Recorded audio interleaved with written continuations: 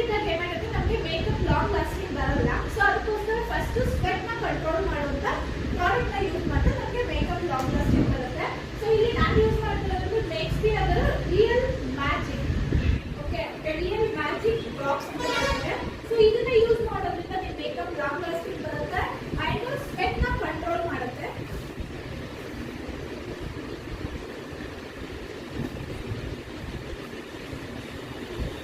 Almost ಖಾಲಿನೇ ಆಗಿದೆ. Second ಡಬ್ಬ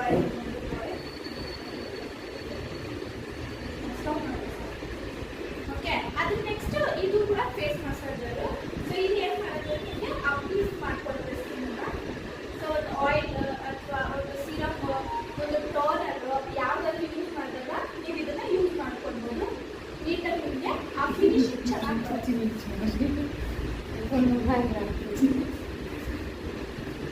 ಅಪ್ಲೀಸ್ word ಇರಬೇಕು, ಕೆಳಗಡೆ ಬರಬಾರ್ದು.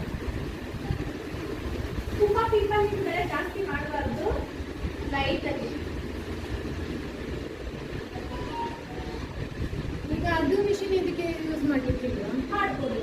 ನನ್ನ ಹತ್ರ ನಿಮಗೆ ವೆರೈಟಿ ತೋರಿಸ್ತೀನಿ, ನಿಮಗೆ ಯಾವ್ದು ಕಂಫರ್ಟಬಲ್ ಅದನ್ನು ತಗೋಬೋದು. ನೋಡಿ, ಈ ಕಡೆ ಸ್ವಲ್ಪ ಡಿಫ್ರೆನ್ಸ್ ಗೊತ್ತಾಗ್ತದೆ ನೋಡಿ, ಕಾಫಿನೆಸ್ ಗೊತ್ತಾಗ್ತದಲ್ವಾ?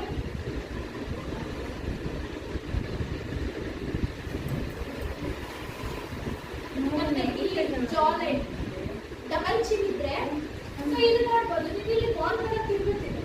ಸೊ ಇದು ಬಂದು ಜಾ ಲೈನ್ ಇಲ್ಲಿ ನೋಡ್ಕೊಳ್ಪಾ.